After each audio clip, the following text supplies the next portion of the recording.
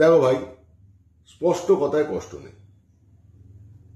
কয়েকটা স্পষ্ট কথা স্পষ্ট করে তোমাদেরকে বলে দিই। আমার 45 বছর বয়স। দেখে শুনে থেকে জীবনে কিছু শিখেছি।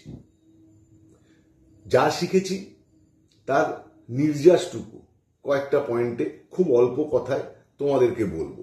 তোমাদের যাদের 20-25 বছর বয়স, তাদের এই কথাগুলো খুব কাজে লাগবে। ফালতু কথা বাড়াবো না, ভিডিওটা শেষ অবধি দেখবে, চ্যানেলটা সাবস্ক্রাইব করবে, ভিডিওটা লাইক করবে। 1 নাম্বার পয়েন্ট, জীবনে কোনো কিছুর জন্য রিপেন্ট করবে না। আমি এতদিন পর্যন্ত এই করতে পারিনি, আমি তো অমুকটা গন্ডগোল করে ফেলেছি, তমুকটা এই করেছি, এসব ভাববে না। এই মুহূর্ত পর্যন্ত, এই ভিডিও দেখার মুহূর্ত পর্যন্ত তুমি যা যা করেছো, আমি যা যা করেছি, সেগুলো সব পাস্ট। এখন যেটা ঘটছে সেটা প্রেজেন্ট। এবং এরপর তুমি কি প্ল্যান করবে এবং তুমি কি কাজ করবে ভাবছো, সেটা ফিউচার।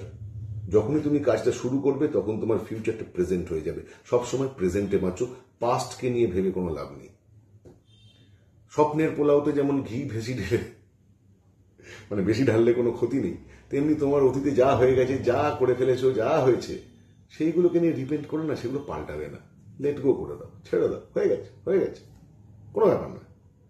তুমি এর আগের মুহূর্ত পর্যন্ত কি করেছো না করেছো, সেটা তোমাকে সেই আগের মুহূর্ত পর্যন্ত তোমাকে ডিমার্কেট করতো, বা এক মুহূর্ত আগের তুমি ওরাম ছিলে।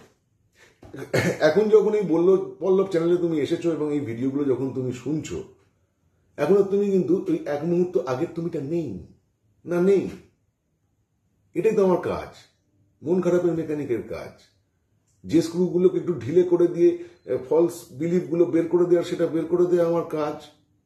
এবং যে স্ক্রুগুলো যেখান দিয়ে তোমার পজিটিভিটি বেরিয়ে যাচ্ছে, জীবনে হতাশা ঢুকছে, সেই স্ক্রুগুলোকে একটু টাইট দিয়ে দেওয়া উচিত। সেটাই আমার কাজ, যাতে তোমার মন এবং মগজের মধ্যে পজিটিভিটিটা থাকে। নেগেটিভিটি দিয়ে কিচ্ছু হবে না। তুমি পাস্টের যে ঘটনাগুলোকে নিয়ে রিপেন্ট করছো, অমুকটা হলে কাশ আমি যদি এরকম করতাম, যদি আমি এরকম করতাম, যদি আমি 2 বছর আগে থেকে আরেকটুখানি লেখাপড়াটাকে সিরিয়াসলি নিতাম, না ভেবে কি হবে? কোনো লাভ নেই। বরং এইটা দেখো, যে কাজগুলো তুমি আগে ঠিক মতো করনি কিন্তু সামান্য হলেও করেছো, সেইটার বেনিফিট তুমি কিন্তু আজকে বসে পাচ্ছ এবং পাবে। এবং যে কাজটা একদমই করনি, সেটা করবার জন্য তোমার সামনে অশেষ সময়, প্রচুর সময় পড়ে আছে। 24 ঘন্টায় দিন, তুমি যদি 7 ঘন্টা ঘুমো, তারপরেও তোমার সারা দিনে প্রচুর সময় আছে। যখনই আমি পুরনো কথাকে নিয়ে বেশি ভাববো, তখনই না আমি 100টা অজুহাত খুঁজে পাবো। লেসন নাম্বার 1, কখনো তোমার অতীত নিয়ে রিপেন্ট করবে না। লেসন নাম্বার 2, লোকের কথায় কান দিও না। দেখো, পশ্চিমবঙ্গে আছো বা বাংলাদেশে আছো, ভারতের মধ্যে জন্মেছো, এইখানে তোমাকে যদি পজিটিভ কিছু করতে হয়, প্রোডাক্টিভ কিছু করতে হয়, ভিড়ের থেকে তোমাকে আলাদা হতে হবে। ভিড় মানে কি? 90% লোক। সুতরাং 90% লোক তোমার সম্পর্কে যা ধারণা করবে, সেই ধারণাটা জানবে ভুল। ওই ধারণা দিয়ে কিচ্ছু হবে না। 90% লোক যা যা করবে, তোমাকে তার উল্টো হতে হবে, উল্টো কাজ করতে হবে। 90% লোক কি বলবে, একটু ভালো করে ঘুমোতে হবে, নাহলে শরীর খারাপ হয়ে যাবে। না, অত ঘুমানোর দরকার নেই। 6 থেকে 7 ঘন্টা যদি তুমি দিনে ঘুমো, মোর দেন না। যারা খুব অ্যাক্টিভ মানুষজন, তারা 6-7 ঘন্টাও ঘুমোয় না, তাদের শরীর দিব্যি থাকে, কোনো অসুবিধা নেই। যা যা নর্মাল বিলিভ একটা মানুষের, আমি এই কাজটা করতে পারবো না, এটা খুব কঠিন, এইটা হয় না, এখানে সব জায়গায় করাপশন, এগুলো করতে নেই, শরীর খারাপ হয়ে যাবে, হাজার হাজার লিমিটিং বিলিফ যারা আছে, তাদের সঙ্গে তর্ক করো না। তাদের মতো থাকতে দাও। যাদের মনে হয় যে জিম করে ছেড়ে দিলে মানুষ মোটা হয়ে যায়, সেই জন্য যারা জিম করে না, তর্কে যেও না, তাদের মতো থাকতে দাও। তুমি এক্সারসাইজ করো, হেলদি লাইফস্টাইল তুমি মেনটেন করো। যারা বলে অতিরিক্ত হাঁটলে হাঁটু ক্ষয়ে যায়, তাদের হাঁটার দরকার নেই, কিন্তু walking is the best exercise, তুমি হাঁটো। যারা বলে যে এইসব চাকরি বাকরি সমস্ত জায়গায় অত্যন্ত করাপশন, সবই ঘুষ দিয়ে হয়, তাদের দরকার নেই পরীক্ষাগুলো দেওয়ার, তারা পরীক্ষা দেবে না। পরীক্ষা যত না দেয় তোমার লাভ, কম্পিটিশন কমবে। তুমি সিনসিয়ারলি পড়ো, চাকরিটা তুমি পাবে। যারা বলে বাঙালি দ্বারা বিজনেস হয় না, আরে দরকার নেই, তাদের বিজনেস করতে হবে না, তুমি বিজনেস করো। যারা বলে ইউটিউবে লাখ লাখ চ্যানেল, প্রচন্ড কম্পিটিশন, তাদের ইউটিউবের ভিডিও করার দরকার নেই, তাদের ক্রিয়েটার হতে হবে না, তারা সারা জীবন কনজিউম করে যাক। তুমি চুপচাপ নিজের ইউটিউব চ্যানেলটা খুলে ফেলো, তুমি ক্রিয়েটার হয়ে যাও। ইউটিউব নিয়ে কেন এক্ষুনি চ্যানেল খোলা খুব দরকার, আর কেন 2026টা এখনো পর্যন্ত ইউটিউবে নিজের ব্র্যান্ড এবং ব্র্যান্ড ভ্যালু তৈরি করার জন্য সব থেকে ভালো সময় হতে যাচ্ছে, সেটা যদি ভিডিও দরকার হয় কমেন্টে ইউটিউব লেখো, আমি এর পরের ভিডিও ওই টপিকের ওপর নিয়ে আসবো। দুর্দান্ত ভালো ফ্যাক্ট পাবে, খুব ভালো তথ্য সহকারে আমি তোমাকে উত্তর দেব। দরকারি ভিডিও হবে, কিন্তু তোমরা যদি বলো তবে আমি ওই ভিডিওটা নিয়ে আসবো। 3 নাম্বার, হেলথ ইজ ওয়েলথ। নিজেকে শুধু শুধু নিজের শরীরটাকে নষ্ট করো না। 20, 22, 25 বছর বয়স, এখন তোমাদের শরীর একদম ঠিকঠাক আছে। তোমাদের নতুন বাইক দুর্দান্ত, একদম ঝাঁ চকচকে, এখনো ফ্রি সার্ভিসিং চলছে।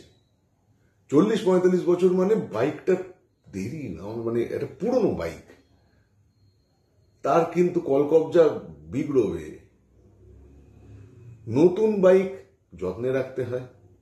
যেমন ধরো ফার্স্ট সার্ভিস হয়ে যাওয়ার আগে নতুন বাইকে 40 থেকে 50 বেশি স্পিড তোলা উচিত নয়। বাইকটা যখন সড়গড় হয়ে যায় তারপর তুমি তাকে ফ্রি হ্যান্ড নাও এবং তাকে চালাও। অর্থাৎ কি? অর্থাৎ তোমার এখন শরীর স্বাস্থ্য ভালো আছে, রোগ হয় না, সেই জন্য তুমি নিজের শরীরটাকে নষ্ট করো না, গড়ো, তৈরি করো। টার্গেটটা কি থাকবে?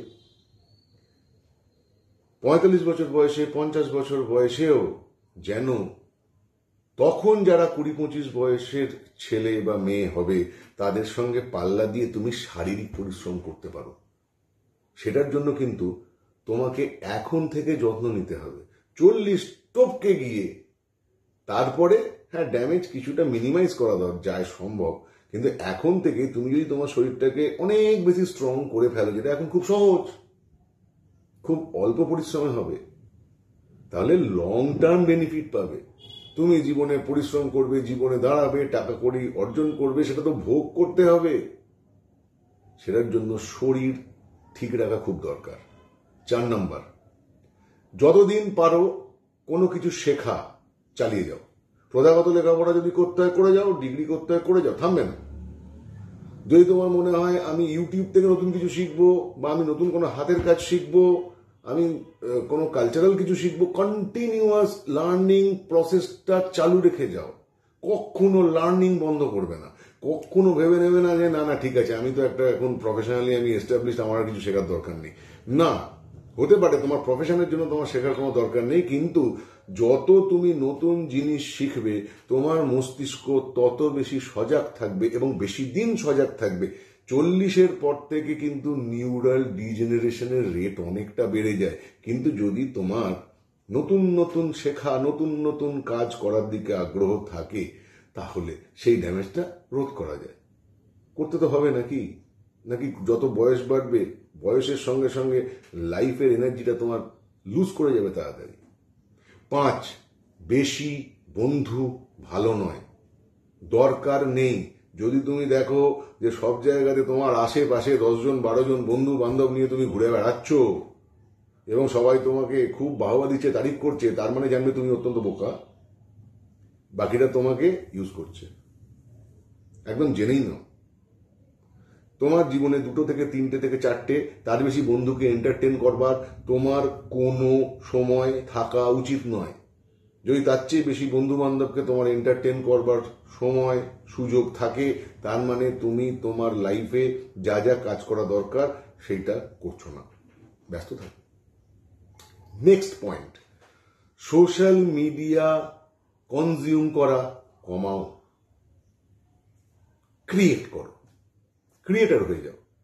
আমরা নিজেকে অনেক রকম বলি, সারাদিন কাজকর্ম করলাম, সারাদিন পড়াশুনো করলাম, একটুখানি মাথাটা রিফ্রেশ করবো না, একটুখানি আমি একটু এন্টারটেনমেন্টের মধ্যে যাবো না, একটু এন্টারটেনড হবো না। দেখো, কনজিউম করে এন্টারটেনমেন্ট হয়, আবার ক্রিয়েটার যারা, তারা ক্রিয়েট করেও এন্টারটেনমেন্ট পায়। তুমি কোনটা করবে, তোমার চয়েস। তারপরের কথা, বড় বড় শখ জীবনে রাখো। বড় শখ, শখ মানে বাধ্যবাধকতা নেই। কিরকম শখ? আমি 5টা সাবজেক্টে মাস্টার ডিগ্রি করব, 2টো পিএইচডি করব, শখ, কিছু হবে না সব দিয়ে, ধরো না। কিংবা আমি দার্জিলিং এর কাছাকাছি একটা বাড়ি ভাড়া করব, সেখানে আমি বছরে 2বার করে যাব, গিয়ে থাকবো, বড় শখ। এই শখগুলো মাথায় ঢোকাও। ইমপ্র্যাকটিক্যাল শখ মাথায় ঢোকাও, ছোটখাটো নয়। মানে আমি একটা বাইক কিনবো, সুপার স্প্লেন্ডার, না। তোমার শখ কি হবে? আমি নিদেন পক্ষে একটা সুপার মিটিওর কিনবো। সুপার মিটিওর নিয়ে তুমি না যেতে পারবে বাজার, না যেতে পারবে দোকান, না যেতে পারবে খুব বেশি লং রাইডে, যদি তোমার না খুব বেশি টাকা রোজগার হয়।